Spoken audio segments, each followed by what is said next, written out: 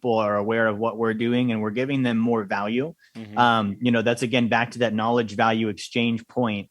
So those are our gas pedals. So we'll be doing a lot of hiring, systems, expanding, scaling it out, and just reaching as many people as we can. Have you had much pushback? And I mean, this is the biggest compliment. I'm in my 50s and been around the block a few times, paid a lot of dummy taxes.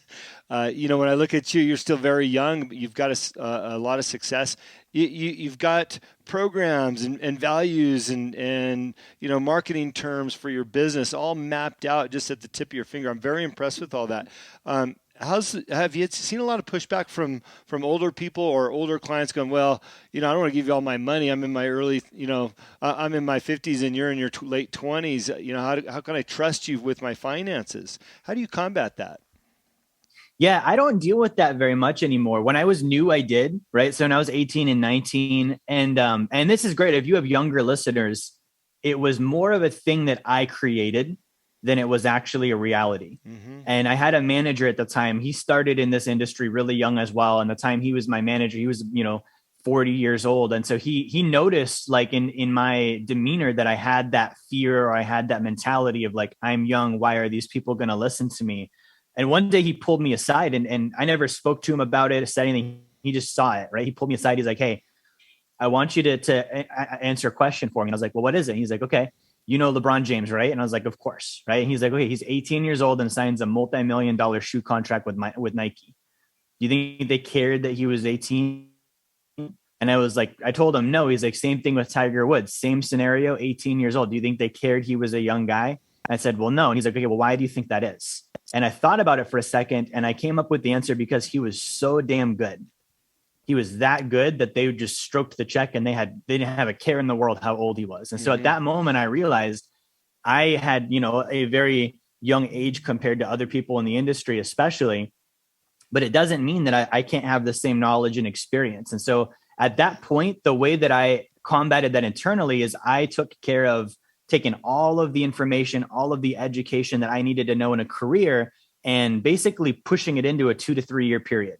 And so I spent, 80, 90 hours a week, either working or learning, and doing that for several years until I was at the point where, okay, now I know as much as all of these other guys. And this was probably at 21, 22.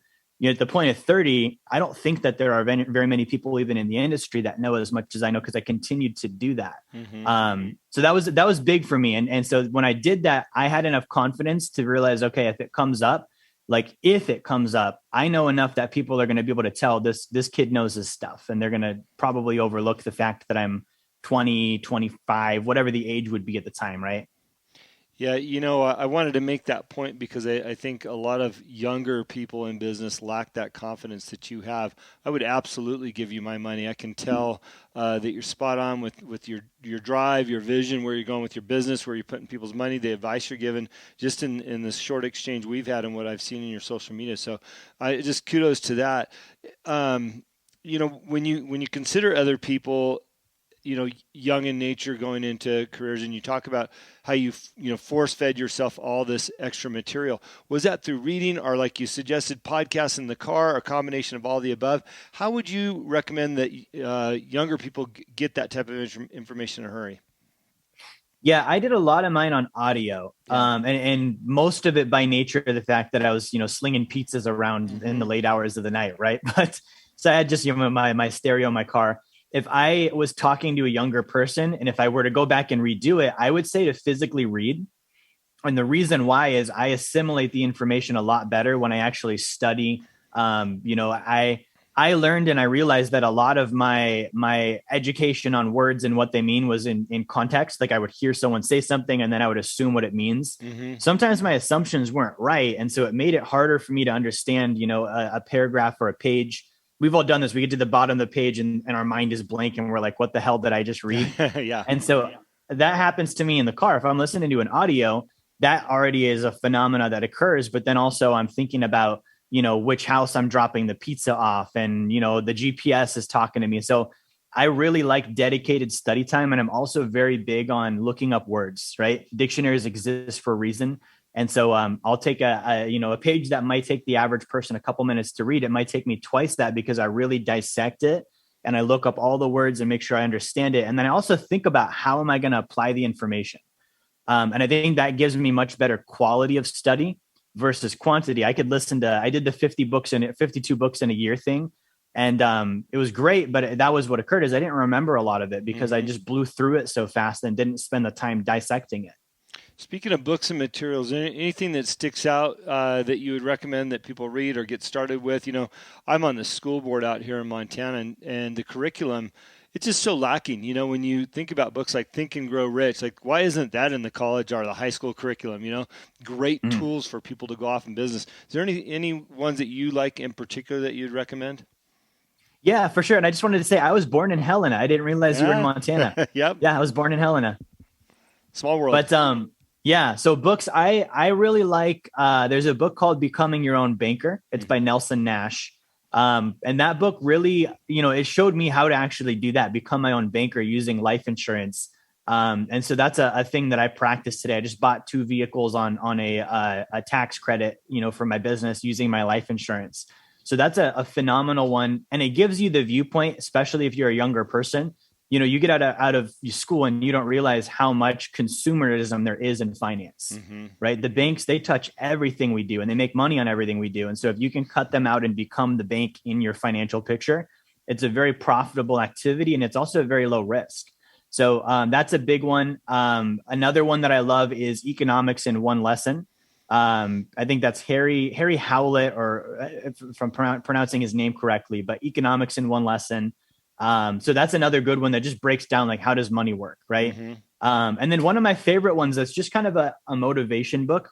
First time I ever read it, it always stuck with me. It's called Rhinoceros Success. It's by Alexander Scott. I've had people read it and they love it. People read it, they hate it. I loved it. It was a short story. It really hit home for me on being a rhino instead of a cow is kind of the point of the book. Be hard charging, thick skinned, all of those attributes. So those are a handful, but I agree with you. I think back to my experience in school, probably once I got through like halfway through middle school, it started to feel that way for me as a student where I was like, man, why am I here? What's the purpose of this? And I can bark and jump through hoops and pass all the tests, but what's the point of all this? Yeah. Yeah. What are you going to actually use in real life? Hey, I got 3 more topics I want to talk about before we close the show down, and probably take us all of the next 10 minutes. But, there's so many things out there, and I want to throw some tools at people based on your knowledge. A couple things I ran across in your Instagram. Cryptocurrency. You talk about cryptocurrency and how you're an old soul. Can you tell us the plus or the minus or your personal view on cryptocurrency? Yeah, I think my view on it, and it's the most accurate statement that I can come up with that's non-biased, is that it's a speculation. It's not an investment. It doesn't produce income. It doesn't have intrinsic value. If you take away the hope that the price will go up and you can sell it for a profit, what am I actually getting, right? Warren Buffett says price is what you pay, value is what you get. So if I take away the price, I don't get any value from it. And I don't think anyone else really is at this point either. So I think we will eventually be on, some sort of digital US dollar. It's not going to be decentralized. I don't think people understand the power behind central banks and, for hundreds of years, every war that's ever been, everything that you can think of, central banks have been tied to. So I don't think there's a scenario where they're like, oh, we didn't think of you guys could create your own crypto and we're just out of the picture now. So yeah.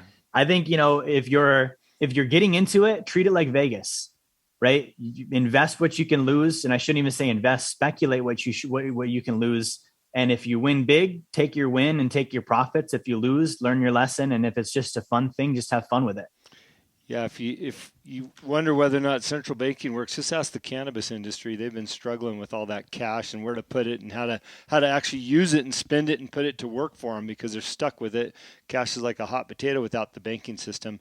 It's funny. I had a client that wanted to pay me in crypto, and I said, no, it's okay. Go ahead and sell that and give me the cash. So he got to run around trying to cash out a whole bunch of crypto to pay me. But, I just I'm also an old soul and have more traditional beliefs on how to utilize my money.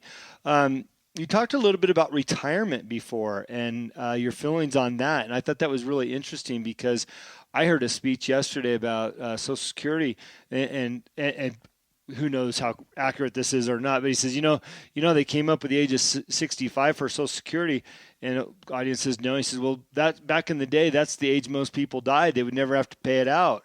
So I was like, I never thought about that. But what are your thoughts on retirement? Yeah, the word retire at its root etymology actually means retreat. Mm-hmm. And so I think it's a shame to, spend 40 years of your life serving the 40-week life sentence or 40-hour week life sentence to just build a life that you feel like you need to run away from. Yeah. Right. Yep. And so I don't think that that's good. Part of my story is, when I was a financial advisor, my mom was actually my first client. And so, the idea is with all these retirement accounts, you can withdraw money at 59 and a half. So that's kind of like the magic number of retirement. She got diagnosed with stage 4 cancer and died 6 months after when she turned 60. Wow. And so I watched with, someone, that in my world was one of the, number one people I loved, watch the entire concept unravel and not work. And I was her financial advisor at the time. And so that hit home for me, as an individual. I was like, I don't want to live that way. I want to enjoy life now, because I don't want to scrimp and save and wait till I'm 60 to find out I've got a health issue or the market crashes or Social Security runs out and I didn't get to do any of the things I wanted to do. Mm-hmm. And then I couldn't in good conscience, sell that to my clients anymore as a concept. And what I would notice is even when I would be like, great, we set you up when you're 60, you're going to be fine. They were worried about next week, right? Yeah. They were worried about next month. And so 60 didn't help very much when they need to be handling things in the here and the now. Yeah. Yeah. It makes a lot of sense. And the final thing I wanted to hear a little bit more about is, this is again on your Instagram and on your bio, the secret to more income. And you've got some messaging there that resonated real well with me on the video that I saw. Would you talk about that for a minute? Yeah. I mean, the secret is this: you have to go earn it. Yeah. and that's like the thing that nobody my age group or younger wants to hear. We want, easy money, just, watch Instagram stories all day and check our crypto wallets and just get rich off of it. You have to earn it. And earning is a verb, right? There's something you have to do. And it goes back to that triangle of income, of knowledge, value, exchange. And, a lot of people today, not everyone, but a lot of them, they have knowledge, but it's not deep on anything, right? We know a little bit about a lot of things and it's not enough to really help anyone. And we all know the same stuff. What makes knowledge valuable is the fact that either you know more than I do about a particular topic, or you know about something that I don't even know exists on a particular topic. And because of that, I would come to you and say, hey, Jim, can you teach me? Right. And so if we all know this little tidbit about, Bitcoin and the Kardashians and this person and that thing, and it's all the same stuff, then nobody is unique and nobody is actually valuable on that premises. So, you have to work. It's going to take exchange. You have to get in communication with people. That means you're going to have to get, a paycheck or a job or be in sales or do something, because you can't make money off yourself. Enron tried that. You can't just put money in your books and hope that you all of a sudden you're wealthy, right? So it's not popular. It is true. It's never going to go away. No matter how digitized we get, you still will have to produce value and do some work. Yeah, big statement is value for value. And I have a lot of clients that want to make more money. And so what we just deep dive in what they're currently doing and how they can do more of it or do better or find some white space on their calendar to make money when they're not normally making money. You can burn an hour on your cell phone looking at Instagram when you could actually make another hour's worth of wages. People just don't get it. And like I said, when this show first started, if you got your goals written out, now it's time to take action. You got to get out there and hit the pavement. And you're right. A lot of younger people just don't understand that, right? Mm-hmm. So and I think a lot of the industries that we see romanticized, especially because of social media. An example I use is you know about Forex trading, like trading foreign currency. Mm-hmm. And I think it's still a fad today, but back in the last couple of years, you get Instagram messages from people saying, hey, you want to invest in Forex and do my Forex bot. And there was multi-level marketing. I invest with a Forex trader. It's an actual hedge fund, right? And I've known this guy since I was in middle school. And he wakes up at 4 a.m. and he trades the markets until about noon every single day without missing a beat. So even then, it's not just him on his IG story with a Lambo and a hot girl. Like he's working 8 hours a day at a very uncomfortable time. 4 a.m. is not fun, right? And people don't know that backstory of like the success and the result looks pretty, but you need to know what goes into it on the back end to create that result. Yeah, I'll just a little shout out to all those influences out there making money. Show some of the hard work you're doing. As I mentioned, I live up in Montana. I've got a beautiful ranch here with horses and stuff like that. And yeah, it's fun to show the pictures of the horses and the kids riding.